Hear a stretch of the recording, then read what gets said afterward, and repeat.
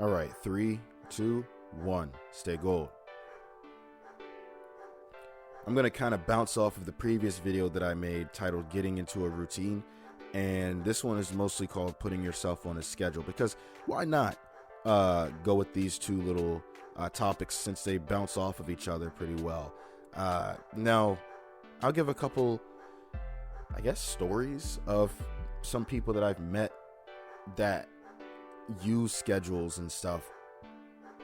But essentially, putting yourself on a schedule, if I were to put it in the most simple, straightforward terms, it's literally just planning your day out. Some people use literal planners. And it's not just entrepreneurs, it's not just business owners. Some people use literal like weekly planners or monthly planners, and they plan their entire week out or their entire month, right? And that's not necessarily a bad thing, so long as they aren't really putting themselves in a corner, or they start to feel like they don't really have that illusion of freedom of choice, where they feel like they're making decisions. Instead, they're kind of just following a strict schedule. It's kind of like having a 9 to 5, which is one of the biggest reasons why I want to get rid of mine, is because I just don't like other people having their thumb, like just being under someone's thumb all the time, and you're just scheduled the way they want you, and you're giving a majority of your day away and a majority of the days of your week away to them, and they just pencil you in whenever, and you know, they're taking control of your schedule. Not complete control, but if they could, they would. All because they control your paycheck, you know. And that's something I'm just not comfortable with, and I'm not going to be fine with it either. And the ones that keep telling me to be fine with it, you can work a 9 to 5. I'm not doing that forever. Okay. So anyways, with that being said, that's another example of a schedule. You know, you schedule 5 days a week. Typically it's 8 hours, because it's incredibly difficult to live off of just part-time unless you've got roommates, right? But even then, you might need to still work overtime or do a couple full-time days, because the rate of inflation is going up so high. But with that being said, a couple people that I've met over time, you know, I always notice this about them when they plan out their stuff with a schedule, right? They are always really punctual, and they never really seem to miss anything, if that makes sense. Like, they don't miss appointments, they don't miss doctor appointments, like checkups and different things like that.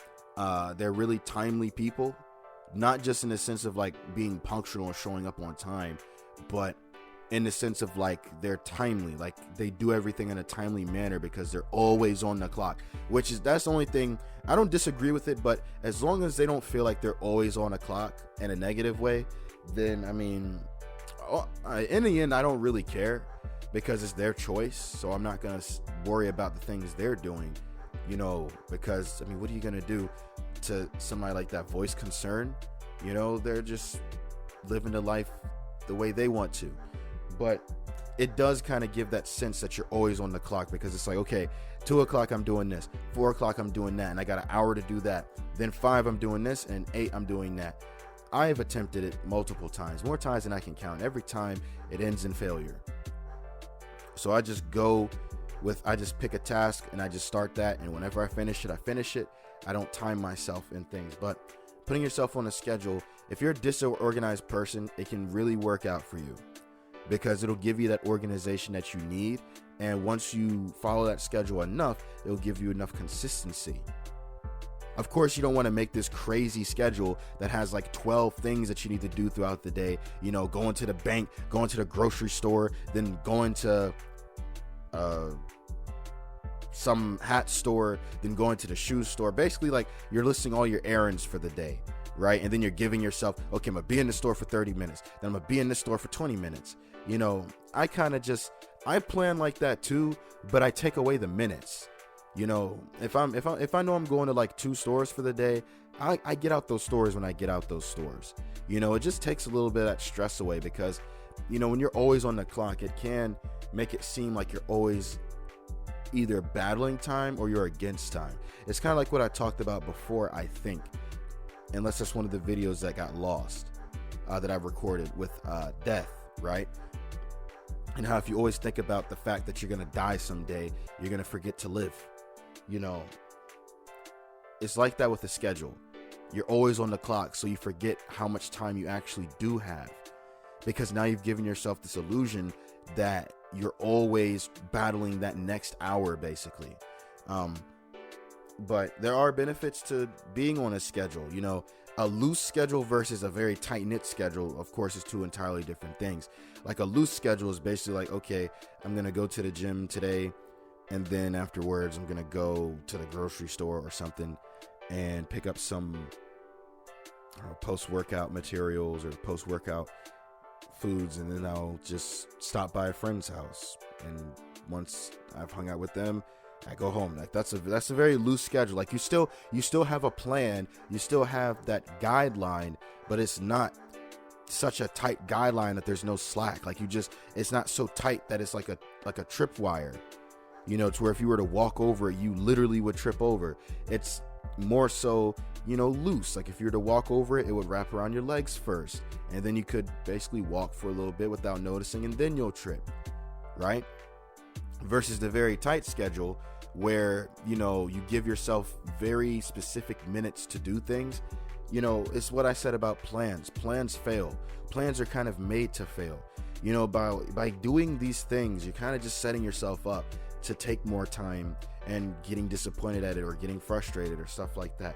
Now, of course, for the people that do have tight schedules, it works. I've seen it work, you know, especially like business owners and stuff. You kind of need to be a little more ruthless with your schedule that way, or a little more strict with your schedule, because, you know, resources are involved, time is involved, assets are involved. Sometimes you kind of have to do those things. Commonly in business, it's like quotas, like meeting quotas, either weekly quotas or daily quotas or monthly quotas. And most of the time, the reason why those quotas are even there, it's not just for profit. It's actually to keep the business alive and healthy. Because if you don't meet certain quotas, it's bad for business, because of course you don't have the finances you need to keep putting into the business and then making more money with it and all this other stuff that's just really boring, honestly, but it's part of business. So and you know, quotas and stuff like that, ultimately it is just about profit. But still, if the business isn't making any money, especially money to sustain itself, it's gonna have to file for bankruptcy eventually. But when it comes down to, you know, schedules and stuff like that, that's some of the things that come to mind at first. But anyways, I just figured I'd go over this really quickly. Maybe I'll revisit this some other time. But yeah, schedules aren't a bad thing. They give you organization, consistency, all that good stuff. So you you want to make sure that you're just scheduling what you can handle for yourself. So with that being said, take what you need, leave what you don't. Turn to gold.